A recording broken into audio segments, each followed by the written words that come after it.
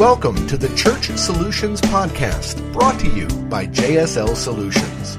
The Church Solutions Podcast is designed to help equip you and your church in the use of technology and other tools and services. And now, here are your hosts, Steve Lacey and Phil Thompson. Hello there, and welcome to another edition of the Church Solutions Podcast.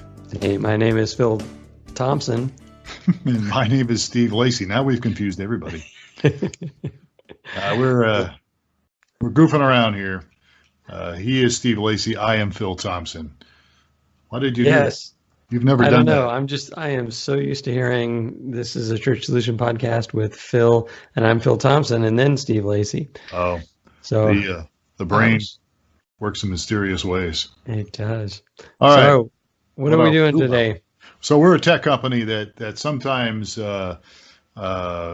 pushes the envelopes and talks about controversial things, but we're not going to do that today. Well, we might, but we're a tech company that helps churches and ministries usually do streaming video, mobile apps, websites, content stuff, and we do help people. We do talk about issues that are not always in the tech realm because we all have a lot of experience working with churches. And Steve does for many years, and I, for one, was a senior pastor, was an executive pastor, then became a senior pastor, then became an executive. Well, I became a video church online pastor too, didn't I? Yeah, you've done it all. Forget about that moment in my life. And then I'm also working part-time as an executive pastor for a church of about 100 people. And so I still have my hands in ministry, still getting them dirty. So you know about the topic for the day then, because we're going to talk about the easiest job on the planet where you only have to work one day a week, right? That's right. We're going to talk about pastoral ministry and the 7 most common challenges that pastors face. So it's kind of like, what time should I get up? What time should I go to bed? No, I'm just kidding. Yeah. What day do I go to work? I play golf? No, I know that we have people listening to this podcast. We have pastors and associates and executives and many key volunteers that certainly know that it is very challenging to do pastoral ministry. And if you've gotten involved in it at all a little bit, you have half a heart. Even if you're not a pastor, you have some empathy and stuff. You know that it's not always easy. Yeah, it's got all the challenges of like a regular job, plus a whole nother layer of challenges of like running a company and then being a hospital for people. Yeah, so, and also let's just never forget that if you have a family, and most pastors do, your family is affected by your work. I mean, it's not one of these 9-to-5 deals, go home and, you don't, right. It's not a big deal that, but this is something that, I've had people knocking on my door at midnight. My wife was involved with ministry with me as well as a volunteer, and it affected her the way, people treated us. And I mean, most people treat us really well, but you deal with things, and it even affects my son. My son's 20 years old, and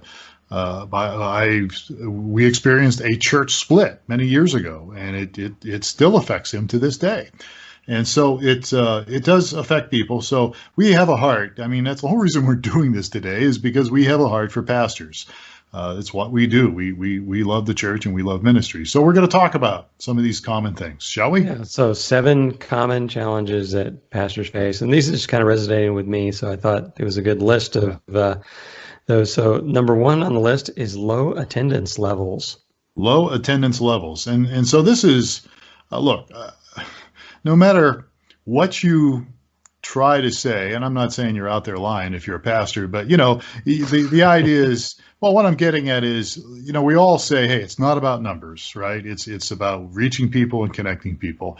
And I think most of us would agree it's not about numbers, but let me just say this, if God didn't think numbers was important, why do we have the book of Numbers in the Bible, right? I mean, there's numbers are important.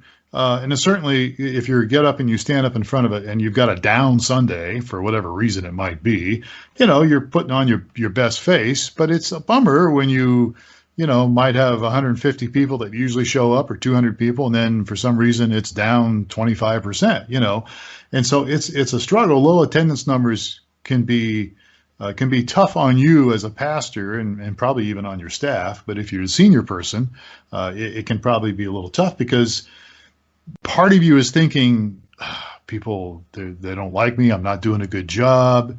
Many times those voices will go in your head. Right. So that your emotions will, you have a ton of people there one Sunday, you're probably riding high and doing great. And if it's really low, you're like, oh my gosh, I'm a failure, huh? Yeah. You can feel that way. You can. I mean, it's not everybody does. I mean, I after doing this for 40 years, I just get it. I mean, some people just, for whatever reason, don't show up, and it's nothing you did. It's just, something else was going on or whatever. So low attendance numbers are definitely one of the most challenging things. And the answer to that is not easy, but I think the answer is to focus on, what you're doing, what God's called you to do. Continue to focus on building your team. Hopefully you have a team of people that help you in ministry. And, there's other outside things you can certainly do when it comes to marketing and trying to really get the word out and looking at some creative ideas to reach people. And we've talked about all that stuff in our podcast in the past, and we can do that again in the future. But I think the bottom line is this: it's something that does hit all of us if you're a pastor, and you can't take it personal. Yeah, that's what I was just going to ask you. I would think that you want to try to avoid making it a personal thing. Yeah. Now, again, there's a point where you want to say, look, well, how can we solve this problem? And then you need to get creative, and you need to get a team together to create. And, there may be things you have to look at, how you're doing your service, what are the topics you're on, and there's lots of different things. But so the low attendance levels are one of those things. But again, you've got to get the focus off of that and to focus on what you feel like you're called to do. And hopefully you have a team of people that are supporting you, and you're working with them as well. So, all right. So I think you'd probably agree this would be the top of the list, right? Is challenges that pastors face or think about. Probably. Yeah. Okay. I mean, money's part of it too. Money can be a part of it too, which we'll get to in a moment. Well, we're going to get to that. So the number two, and I would think this is a tough challenge as well, is dealing with controversial issues that are on the public agenda. Yeah, it can. And there's lots of hot topics out there, and it depends on, where you're at in the world. And a lot of our people listen in the United States here because that's where we're at. And so even in the United States, there's different parts of the country where some topics are a little more hot than others. But there are different ideas on gay marriage, on public opinions on minorities, issues, even issues right now as we speak about things going on in our government and how we're treating the people around us, and the Me Too movement and those kind of things. And I personally feel like you should not shy away from those things. I think you should address some of those things, but again, you need to address them in a very delicate way, yet a very affirmative way, where you can encourage people to really seek the truth out and begin to live it out in a loving, meaningful way. And I think the biggest issue I see in Christianity today, and not just Christianity, but lots of places and lots of religions, is there's not really a lot of love in the way we communicate with each other.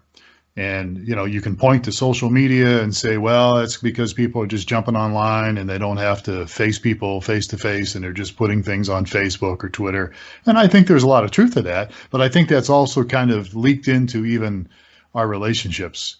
And so I think the bottom line is this: is we need to speak the truth in love, but let's not forget love, because right. It's easy to speak the truth. You can use truth as a weapon. And you'd probably agree that, culture is kind of has moved away from the church. We live in a kind of a post-Christian environment. And so the things that the pastor needs to talk on are often, there's a lot of hot topics now. A lot of things are at odds with the kind of the popular flow of things. So anyway, controversial issues on the public agenda and how to deal with those would be the second. I wouldn't. I don't know if that's the top one, but it just depends on where you're at. But it certainly is an issue, and it certainly needs. And again, what it requires is a lot of forethought. So, I mean, there really needs to be some thinking. If you're going to address an issue that's a hot topic, as you said, there needs to be some meditation and thinking about it before you just get up and talk. And I know that goes without saying, maybe, but sometimes we just kind of let the thing fly. And sometimes you need to realize, hey, if you're trying to reach people that may have a different viewpoint than you, slamming them is not going to work. But if you can open up dialogue and loving conversation with people, you might be able to persuade them for some things, and might be able to at least see a middle ground. There's the common statement: you never argue anyone into the kingdom of God. You love them into it. It's there's a quote by Martin Luther King. I mean, we're doing this podcast today on a Wednesday, but his 90th birthday was yesterday, and the quote that is attributed to him is that I've decided to choose love because hate is too big of a burden to bear. And I may have gotten that quote a little bit off, but that's true. I really believe that. So instead of addressing these issues out of anger or hate, it's love. And it's also interesting. I just heard someone speaking that the views that Martin Luther espoused would be very controversial today. Some of them would be. Yeah, so they were controversial back then. I mean, some of the things he was espousing as a Southern Baptist minister were at odds. Yes. So anyway, moving on here so those are the number one was low numbers. Number two is that just talking about the controversial hot topic issues that are affecting culture today. And then this third is you talked about it a little bit, but it's time constraints. And if you were a pastor, so you only worked one day a week, right? So why was there a time constraint? Yeah, I was I was hypocritical. I would get up and speak about putting margin in your life to our congregation and making sure you budget your time with your family and stuff. And we did, don't get me wrong, we did things together as a family, but I put a lot of effort and work when I was restarting a church in Kansas, and we got success. We got a measure of success, but I spent a lot of time and energy in it. And I think in some ways I stepped over those boundaries that I had set for myself. I mean, we did things together as a family, but many times we did it at the church. And I would just say that, it's fun to paint together at the church. Bring your whole family down. Let's paint a room, or let's do this at the church. And that can be good. But I think there's times where you've got to set some time and say, look, I'm going to have to, somebody else is going to have to answer the phone today.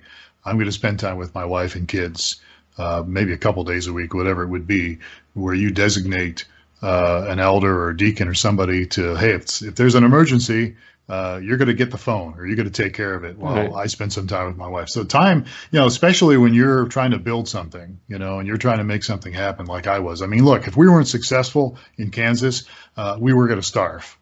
I mean, that's maybe exaggeration, but it was either we're going to make it or we're not going to make it. So I put a lot of time and energy in what we were doing there, and it paid off at times, but it also took somewhat of a burden on my family. And again, I don't think I was terrible, but I do think it hurt my family to some degree. Yeah. So I think what a lot of churches do to combat some of this is, since most of the pastors are working the weekends, is they create a weekend, they shift their weekend, or their days off to a Thursday, Friday kind of thing.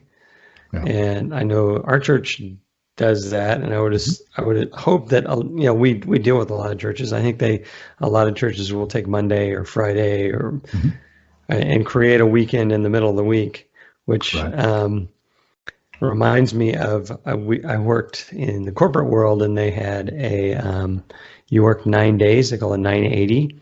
So you work 9 days and you get every other Friday off. And it's a large corporation. And the area I was working in, everyone observed it. And I had some meetings on the West Coast, and dealing with some people, and somebody set up a meeting for the 980 Friday off, and they're like, "Oh, you guys observe that?" And so Yeah. that's I was like, "What? You don't?" So the culture just kind of starts to abuse that time off. So if you do set a time off, Thursday, Friday, you need to be good about observing it. Yeah, and let me add too here, which is in our notes. Sometimes, if we're not careful as pastors, we can get off on what are probably minor topics, and things that maybe somebody else could be doing instead of the senior pastor. And so that's another thing to consider, which again is hard sometimes for some senior pastors because that means you have to delegate. But you got to learn to trust people, and so. Some of the times you're chasing things that you probably shouldn't be chasing. It should be somebody else doing that, an assistant or a key person you can trust that's in leadership to help. All right. So our number 4 challenge for pastors of our top 7 challenges for pastors is reaching consensus. Well, so I recently kind of ran across this, which I was a little surprised about where I'm at right now as far as the church I'm helping right now. And it had to do with the sound in our auditorium. We had a person that complained that it was too loud. And we didn't think it was too loud. Majority of people, I'm sure there were some other people who thought the music was too loud. But,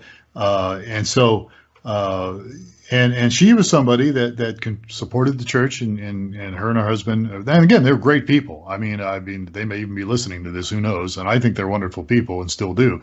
But one of the things that they were like, it was kind of like, look, can't you fix this? I'm like, well, there's a few things we are going to do to help it. One of them was we were going to get rid of our floor monitors and give everybody in-ears, which we eventually did. Well, she ended up paying for it. And so that was a good thing. We didn't tell her to, we didn't ask her to, but she goes, look, I'll give you some money if you can fix this. And so this is probably not the greatest example, but many pastors run into this. Somebody complains and, hey, I support this church. You better do what I'm saying.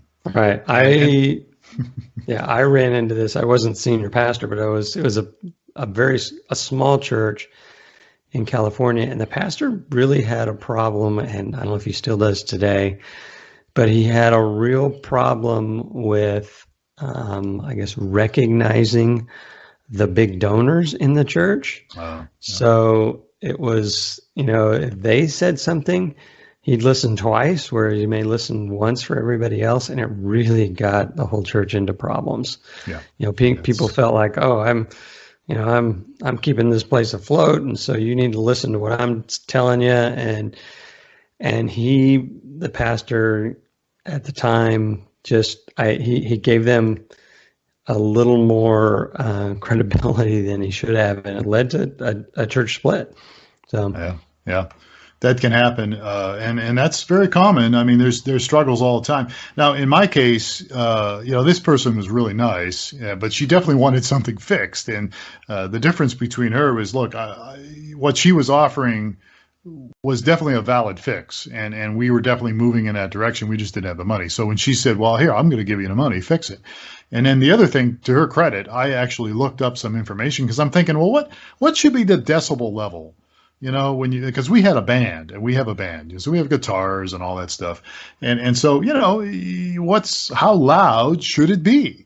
And that's always the issue. I remember at your church when I was on staff with your team over there, your church, I mean, we struggled with that a lot. And part of the issue was, I think, the room and stuff. But I actually looked up some information, and I found that Disney's, Disneyland,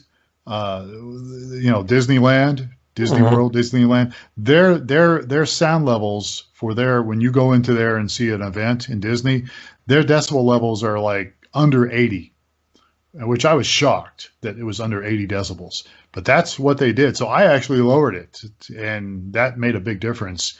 And I wish it was a little louder, because I like a louder experience. I like it more full. But we fixed some problems because we're talking about reaching consensus, right? So there's all these debates, and the senior pastor's typically in the thick of, right? We can't agree, so let's go take it to the senior pastor and see what he says. So that's one of the challenges they the senior pastor faces. I know we're getting off track here. All I'm trying to say is that if you do some research, if you're having an issue, try to get some research done on it and get some other people involved in it, and that can help. I'm just trying to provide an answer here, which is probably not good. I'm going off on a rabbit trail, but there's answers sometimes to this, and sometimes you may just have to say no to a big donor, which I know scares people. I mean, it does. It's like, well, man, if that person goes away, what are we going to do? And the leadership coach, John, what's his name? John Maxwell. John Maxwell, yes. He said, if you're not offending 10% of the people, you're not doing anything. Yeah, that's right. So if they're not, you don't have 10% of them upset with you, then you're not leading.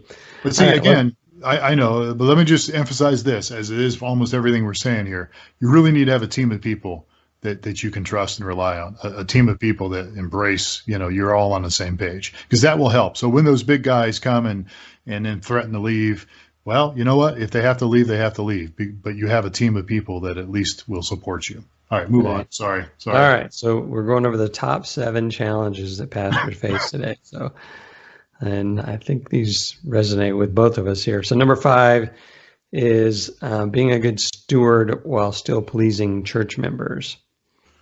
Yeah, it's kind of related. You feel tempted to say yes to each demand, but again, you try to please everybody, you end up not doing well at anything. So that's a challenge, because you got people, but again, get a team of people. And, if you don't have a good leadership team, then you need to get one, because otherwise, I'm talking about as a pastor, because look, it's just going to be too rough. You're going to go down in flames if you don't have people that support you.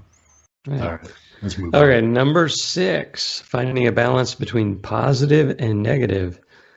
What side of the fence do you, so by positive and negative, you mean, the whole world's going down the toilet, and, how are we going to say this, to being more positive with your outlook and message and stuff?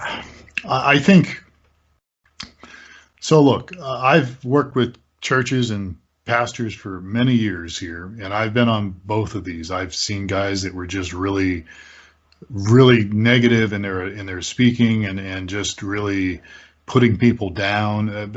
I just don't think it's the right way to speak. I don't think it's the right message to deliver.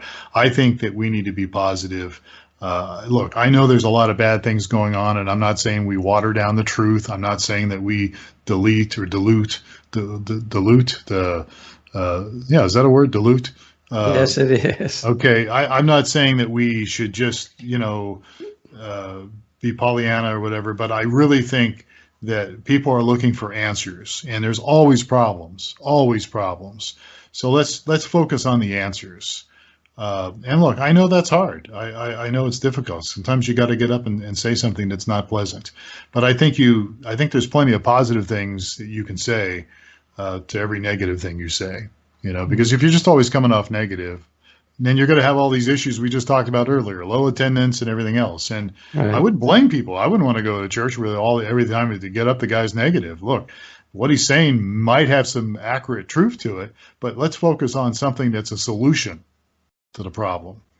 All right. So it's finding the balance between the positive and the negative. So, and then our 7th challenge is also the number 1 challenge in marriage too. That's right. And Sex, that is right. Oh no, sorry. That's the number 2. Sex is only a problem after you get married. Okay. No, it's money. It's finances. Yes, finances. The number 7 challenge in the churches.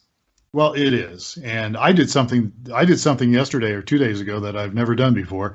I actually presented a budget to my board, and which is, we don't call them a board, we call them a leadership team, because they're a team, but technically they're a board.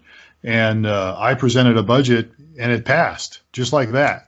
And in the past 5 or 6 years, I've had to go back and forth with people and wiggle it through and make it work and massage it and, modify it and all that. So money is the big issue. It always is. There's different ideas with this. So my thought is this: I think that you need to get somebody that's really good with budgets on your team, You notice the emphasis here throughout this whole thing, right? Has been team. I think if you get somebody that's really good as far as a budget person, and put those people in charge, and make them accountable to the board or to your leadership team, instead of the pastor always having to worry about it, it will make a big difference in your life. I'm proud of what I did when I came into this church 5-6 years ago. I'm really proud of it. I think I really helped them a lot because their budget was just not what it could have been or should have been. And I'm no genius. I am no genius when it comes to that stuff. You know that. But I think there's some basic stuff that if you can find somebody that can put some attention into it, because if you stand up, if you're making decisions based on money, on everything you do as a pastor, you're making the wrong decisions most of the time, because it's not about money. It's about people. It's about connecting people. It's about relationships. And yes, it takes money. It takes money to do the things you're trying to do with your church and to do ministries and to set up things and reach out. But you've got to kind of hand off a lot of that to somebody else and, make sure they're accountable. Not that you can't check in every once in a while, see how things are going. But if you get that on your focus, then it's always going to drag you down. Yeah, that makes sense. And, there's the different personalities out there, right, that have to do with how they approach finances. There's the free spirit, and then there's the nerd budget guy. So it takes a balance, right? Well, so your pastor, Jeff Love, has always been one of these guys. He's one of the guys who used to hit me really hard when I was his executive pastor. He said, "Phil, money is for ministry. Money is for ministry." Because I was kind of the nerd guy at the time. I was like, "Oh, we got to bite the bullet here, and we got to stop this here." And Jeff is probably on the other side of the coin, with that. And then at that time, I was working with him 20 some years ago. I was on the other side, and we kind of came to, I thought, a pretty good balance. So I appreciate what he brought into my life, because, there's a balance there, and money is, you want to use it to reach people and use it for ministry. But at the same time, you've got to be careful and, make some wise decisions. Got to be responsible. Yeah, absolutely. And again, somebody that handles money, you should have people in your church, a team, or at least one or two good people that you can trust that are good with money. And what I mean by it, they're good with their own personal lives, and you can see that in their life, and you can see they have a track record, and then, begin to work with them on that stuff. So these 7 common challenges, you can't face these alone if you're a pastor. And unfortunately, I know there are pastors that face a lot of this stuff alone, or they feel alone. You're not alone, number one. We all face these things. And number two, you need to make sure that you put people in your life that you can trust and work with so that they can be there to help you. All right. So if I'm a pastor, and what's the first step to you talk about teams? I just need to make sure, strengthen up my leadership team. I got to give them more authority. If I'm running a small church, maybe I've been making every decision. Yeah. I need to start delegating. Okay. It's relationships. So, find some people you're comfortable with. And, if you're not comfortable with them, then maybe they shouldn't be on the team. But if you're comfortable with them and they're people that, they fit the character, you know what I mean? They're people that have a track record of some trust and areas in their life, then I would begin to work with them and start handing some things over in appropriate time. So right. I don't know. Okay. So these are the top 7. These are the top 7. We'd love to hear from you. I'm sure, I was throwing out answers here that some people might not agree with. Love to hear from you. Love to get your comments on it. You can send us an email, support@streamingchurch.tv. And we would like to get your feedback. But we're talking about these things because we do care. And I said this at the beginning of the podcast. We will talk about different issues with volunteers and pastors because, number one, we have experience in this area besides tech. And number two, we have a heart. We care. And so if we can help you in any way, if you're out there hurting, let us know. We'll try to do what we can to connect you up with some assistance, some help. Just don't ask us for money. I'm just kidding. Well, you can ask. I don't know. All right, we're done. We're out of time, aren't we? We are. That's it. Did I just undo everything that I just said in the last 3 seconds? No, we're fine. All right. So we are Church Solutions Podcast. And again, we gave you the contact information. Subscribe to our podcast. You can subscribe to it on iTunes, and we're somewhere else too, aren't we, Steve? Where else are we? Isn't there like a company you're working with that? Well, anyhow, look, if you subscribe to us, we're on all the popular podcast platforms. And if you subscribe, you won't have to chase us down. We'll come to you, because if you subscribe to us, then you'll get it every day on your. Not every day, but every week. Yes. Every week, yeah. Yeah, we don't do it every week, so aren't you glad we don't? All right, we're done. Good enough. He's Steve Lacey. I'm Phil Thompson. We're out of time. Thanks for listening. We sure appreciate it. We'll catch you next time on another edition of the Church Solutions Podcast. Take care.